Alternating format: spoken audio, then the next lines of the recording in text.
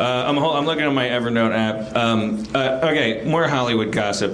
Have you? This comes to me from an unnamed source that claims to have two sources, which makes it an urban legend. Do Jeremy Piven and John Cusack really have a lot of three-ways together? I don't know. Wow, Dateline Los Angeles. This just in. No, I thought maybe you knew I thought they were on the outs, actually. I thought Piv and Cusack don't hang out anymore. That's what I hear. I did a movie. Well, I bet double teaming women probably tests the metal of your friendship. That candle probably burns brightly and quicker. It's being burnt at both ends. Burnt at both ends. Beef fungus Bill with the Grand Slam punchline. Sorry, I wasn't doing that to humble you. I was just doing a callback. That you don't want people to call you Beef Fungus Bill, do you? Beef Fungus Bill. He brought some beef and had some fungus on it. All right. Did it have any hallucinogenic properties? Isn't that how they discovered LSD? It was a fungus? We hallucinated before we found the fungus on it that it was okay to eat a stranger's meat at a show. That just brought it in paper bags. Back to eating stranger's meat. I don't believe they had a three-way. Or, I mean, maybe they have. I don't think that's their thing. John is like... The urban legend I heard is that they're constantly they have sex together, not with each other, but that if you're having sex with one of them, it's like the other guy's there, because John has actually entered like Howard Hughes kind of thing. You know, he's a little he's making airplanes. He's like. His daily seaweed wraps and and doesn't. He's just kind of little. So, having three with Jeremy Piven. I don't think he's really too awesome about germs right now and people, and he kind of jettisoned a lot of friends. Like I did a movie with him a million years ago called One Crazy Summer. And, you did. And he was very. We were pally and everything, but we were recently talking about doing a follow-up, like One Nutty Autumn.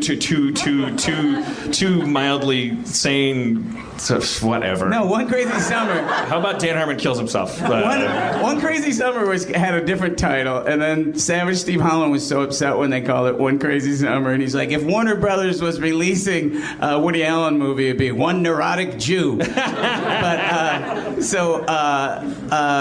a pitch. Demi Moore was in that. Was Curtis Armstrong in that? Curtis, a.k.a. Booger. Yeah, we'd be walking around with Cusack and Demi Moore and all these people that were recognizable, but no one would recognize anybody except the guy Booger, Curtis. It'd be like, Booger! Booger! Wherever we were in Massachusetts. And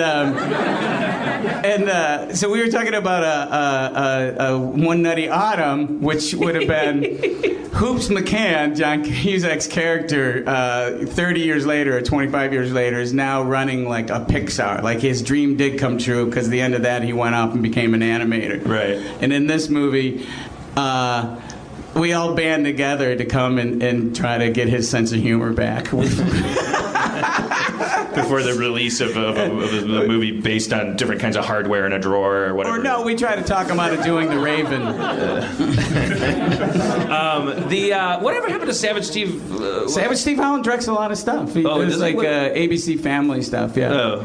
He was such a. He did. Better Off Dead was like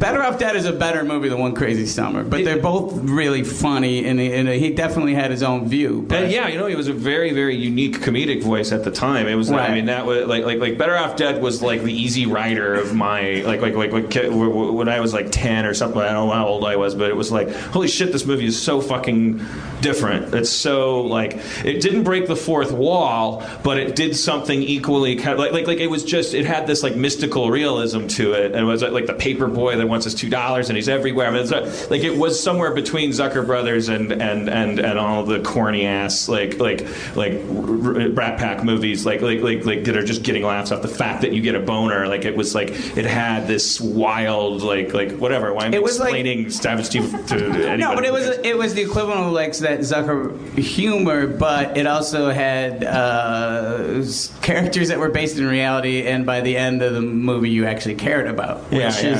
which is weird when you watch a Zucker movie because there'll be really funny jokes, but eventually I'm like, I don't care about anything, and when I get done, I don't have any idea what these filmmakers are thinking about, and clearly, I've noticed that conservative people do very silly comedy because they can't really expose how they really see themselves or the world. So a pie fight is something that a Republican could understand, you know? Yeah, or they'll make a Michael Moore movie that tanks. The only reason I'm banging on them is whatever, because they're kind of dicks.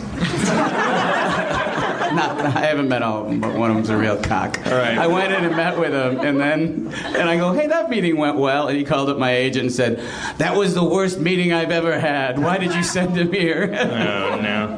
Who did that? Good luck with Scary Movie 5.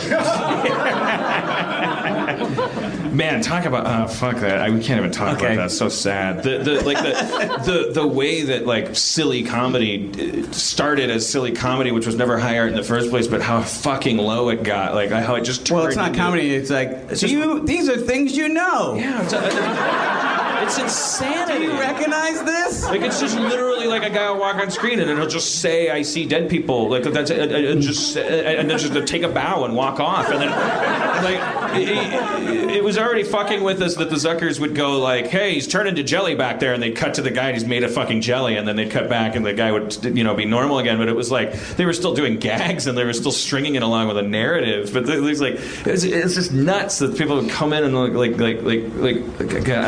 like get off my lawn, everyone, America. Get off my lawn.